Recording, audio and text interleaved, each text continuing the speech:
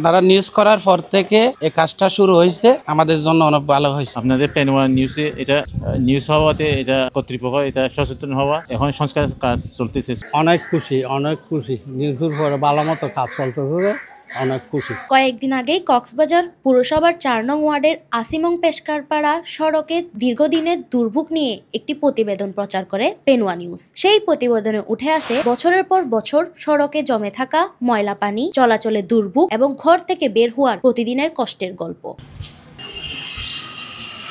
প্রতিবেদনটি প্রকাশের পরই নড়েচড়ে বসেছে পৌর কর্তৃপক্ষ। দ্রুত ড্রেন সংস্কারের সিদ্ধান্ত নেই তারা। ইতিমধ্যে ড্রেন পরিষ্কার, নালা থেকে ময়লা অপসারণ সহ সড়ক স্বাভাবিক করার কাজ চলছে মাঠ পর্যায়ে। আপনাদের পেনওয়া নিউজে এটা নিউজ হওয়াতে এটা কর্তৃপক্ষ এটা সচেতন হওয়া, এখন সংস্কার কাজ চলতেছে, চলমান হইতেছে। পেনওয়া নিউজকে আমার এলাকাবাসীর পক্ষ থেকে অনেক শুভেচ্ছা ও ধন্যবাদ জানাচ্ছি। এই বর্ষাকালে অনেক বেশি কষ্ট হয়, পানি অনেক বেশি হয়ে যায়, হাঁটু পরিমাণ পানি হয়ে যায়, চলাচল করতে পারে না, ভীষণ কষ্ট হয় আর কি।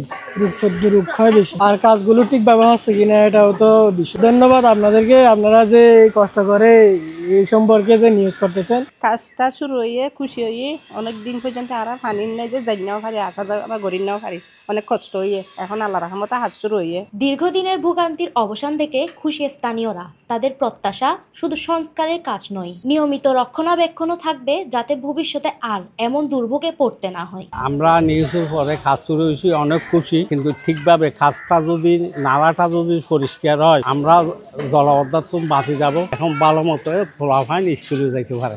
অনেক খুশি নিউজের পরে ভালো মতো কাজ চলতেছে, অনেক খুশি। আপনারা নিউজ করার পর থেকে এই কাজটা শুরু হয়েছে, আমাদের জন্য অনেক ভালো হয়েছে। কারণ সকালবেলা ছেলেরা আর মহিলারা সন্ধ্যাবেলা যে এখানে হাঁটাহাঁটি করে, এটা করতে পারতেছে না। এখন তো ইনশাল্লাহ এটা করা যাবে। এটা খুব ভালো লাগছে। অন্তত আপাতত আমরা একটু সুন্দর রাস্তার মধ্যে হাঁটতে পারবো, কিন্তু সম্পূর্ণ হলেই ভালো লাগতো আর এখন তো সম্পূর্ণ না, এটা আধা সাময়িকের জন্য।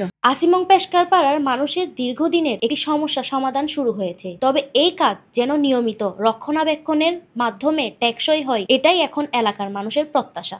সামিয়া মির্জা, পেনওয়া নিউজ।